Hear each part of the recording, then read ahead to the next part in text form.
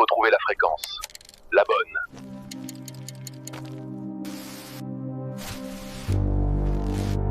Welcome citizens to the new dawn. On est en direct. L'information, c'est la survie. Vola tsara tsika jiaby. Finaritra ranandria. Akory lie. Akory lahany. Salama to. Iroso amin'ny fakafaka politika avy hatrany isika.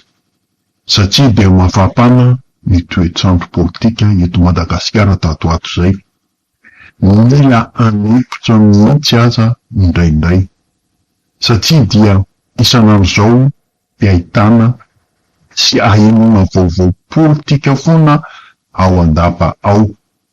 Matetika dia tsy vaovao mitondra fanovana amin'ny fiainam-bahoaka akory sy ho an'ny malagasy izy ireny fa dia vaovao mampiseho ny tsy fahaiza manao, tsy fahaiza mitatana, adalana sy fifanalam-baraka ao ambony ao fotsiny izy ireny. Farany teo zao dia i ramatoa minisitra ny fitsarana nandeha namangy sy mitsidika ny fondraben'ny CFA azo natao tsara izy iny sady amin'ny maha minisitra piahy mifondra ny tenany raha teo. Namanina nefa namorina mpanao gazety be toy iny izy iny raha tena asa no eritreretiny natao tamin'ny andro tsiny. Namanina koa ireo gada politika tamin'ity fitondrana fanavozana ity no tena nalaina sary sy feo ary nasongadina ka naderadera fa tsy rakarakara tsara toana ara-tsakafo ary voara-maso ny fahasalamana. Misy koa ny fametsahana fanontaniana miendrika famisoana izay nataon'ity minisitra ity. Ilay fitsidihan'olona voafondra hoy aho mety tsara raha toka tsy misy ambady. Tamin'ny mpitazana mantsy na olon-tsotso na mpanao politika dia fizahozahoana sy fanambaniana fanalam-baraka ireo gaja politika ao CFA izy iny. Dia nitoy tamin'ilay fivoriana ny fanetsehan'ny minisitra tamin'ireo solombavam-bahoaka dia ny Tsimbazaza ihany koa ny tsy fahaiza miaina hananan'ireto mpitondrantsika ankehitriny reto. Ilay filohan'ny antenimieram-pirenena no nanomboka ny spektakla na ny fampisehoana tao amin'ny lapa fivorian'ny solombavam-bahoaka io zany hoe tao Tsimbazaza. Raha nandray ny fitenenana ny mpanina na ny filohan'ny antenimieram-pirenena ingasy teny.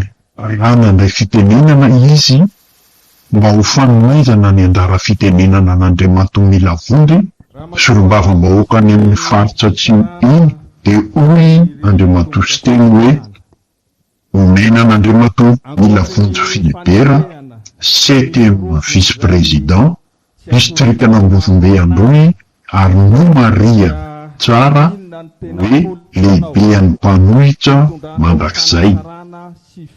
Taiza no misy lehibean'ny androm-pandrakana ambony toy izao teto Madagasikara ka nahasahy miteny toy izany sady amin'ny fotoana io mandeha mivatana na direkta amin'ny fahitalavitra ny tenany. Zany hoe hita ny vahoaka malagasy iray manontolo io teny nataony io. Tsy mendrika eny tena fanaovana politika amin'ny rehefarehefa amin'ny tany tokoa. Manambany ny politika sy ny vahoaka malagasy tanteraka ireny zava-niseho tao Tsimbazaza ireny. Dia iny koa fa roboka ingahan'ny Milavondry izay lehibe amin'ny mpanohitra ao amin'ny antenimieram-pirenena ao. Ka nametsaka fanontaniana sy fanamariana tamin'ny Ramatoa Fanirisoa izay minisitry ny fitsarana hoe inona no ifandraisanao sy Ingazy Joviany Laseritra no tendrenao hitantana ny groupe Sodiata satria toa lehilahy mahafatifaty na bôgosy izy io. Araka ny fantatsika izay miparitaka eraky ny sotra sosialy izay miparitaka sy aparitaka ny tsy tia sy mankahala ny ramatoa minisitra mantsy dia tia miaraka amin'ny lehilahy manambady ity ramatoa minisitra ity. Mbola firiko ihany fa miparitaka sy aparitaka ireo tsy tia sy mankahala azy eny amin'ny tambazotra eny izany resaka izany. Ho ialako tsiny aminareo izay mpanaraka midagona io televizion fa mamerina fotsiny ny antony na tonga ninga nilavonjy nanao izay teny izay no ataoko eto. Averiko ihany fa hoe malaza ho tia miaraka amin'ny lehilahy manambady ity ministra ny fitsarana ity, ka izay no tiany nga mila vonjy hambara teo. De nioraka sy niome ireo depite nanatsika izany fivoriana izany. Izany hoe tsy misy fahalalam-pomba sy enatra ary fanajana intsony eo amin'ny lapa io fa dia salaka avokoa isaloran'ny zareo ao nalana vavy. Tena tsy ajainareo intsony zay vahoaka malagasy nifidy anareo sy nametraka anareo teo.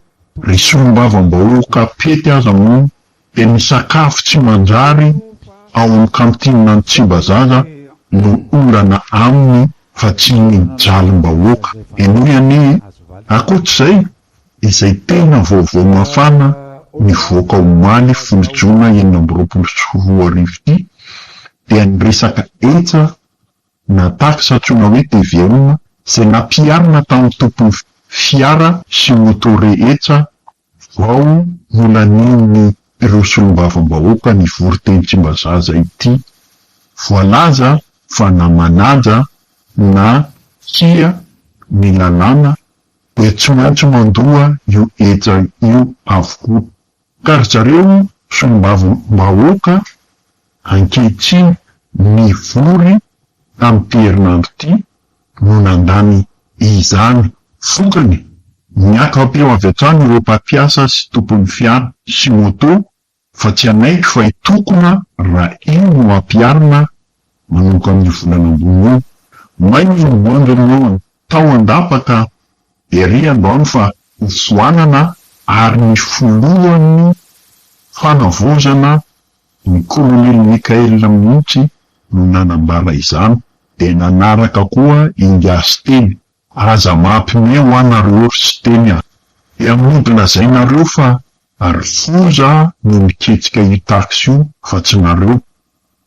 Raha izany de maneno nareo kombona tsetsa ireo nanaiky sy nandany azy. Ry foza nefa lasy nareo kombona mpitsetsa ireo indray no so ihany fa niverin-dalany nareo fa efa nandondona tao ambaravarana tao ny grevy be na ny loza manambana. So ihany satria sika hovelinaina indray ahita ny toyany veloma vetivety to. Honorable Pete. Tena satroka misaotra monsieur le président. Efa fantatra fa tsy mety ho alimbesika vo hirava. De homagno ny sakafo. Zay. Ka ny sakafo ty isanandro ty de lasa izany. Mba sify sakafo hafa. Misaotra tompo.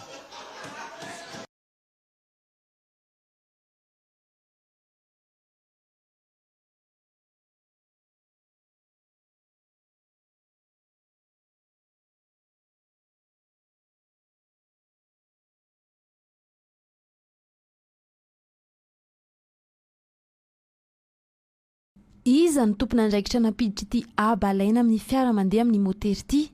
Ny fitondrana teo aloha hoy ny filohan'ny antenimieram-pirenena ny Alabal. Ny TVM taxe sur le véhicule moteur dia etra noforon'ny fitondrana teo aloha. Ny azakazaka nanao récupération politique mihitsy ingasy tendran-drena Solonaiky teo anatrehany atezeram-bahoaka ary tsy niambaamba ny tsipaka ny mpitondra namany ka nilaza ny anafoana ny TVM ao anatin'ny lalàna manitsy ny tetibola mpanjakana 424. Ora vitsy ny aloha ity fanehoan-kevitry ny sombam-bahoaka ny Toliara voalohany ity anefa dia teto amin'ny fahitalavim-pirenena ny tompon'andraikitra avy amin'ny fitaliavana momba ny etra no nezaka ny aro sy nanamariny ity aba ity. Ny antonantony nampidirana an'io TVM io moa zany dia noho ny fiarovana na ny fiarovana ny tontolo iainana Zay amin'ny ankapobeny no antony nampidirana nio ataontsika hoe TVM io zany hoe ny ataontsika hoe ny principe arahana zany dia hoe zay mandoto dia mandoa, zany hoe le principe pollueur payeur. Fiarovana izay manamafy fa politika mpanjakana ankehitriny io abalaina amin'ny olona manana fiara mandeha amin'ny motera io. Ny tsara ontsahivina koa dia ny governemantany Erisalama Rajonarivelo no nitondra ny volavolan-dalàna momba ny teti-bola mpanjakana 424 teny Tsimbazaza ny volana Oktobra 524. Dia lany antsakasy andavany moa ireo loi de finance napetrakay, zany hoe tsy le taloha ihany fa nampidirina ireo le zava-maika. Ny fantatra efa niara-nasa tamin'ireo mpitondra miaramila sy ny praiminisitra tamin'izany namolavola ny lalàna amin'ny feny teti-bola ny ministry ny toe-karena sy ny vola ankehitriny sy ny ekipany. Ankoatr'izay, ny alohan'ny ampanakery ny lalàna dia mbola nandalo asam-bomera ny volavolan-dalàna avy amin'ny governemanta ary tsy maintsy nankatoavy ny solombavam-bahoaka ka tsy afaka andraikitra ny siteny Randrianasolonyaiko sy ny namany eny Tsimbazaza.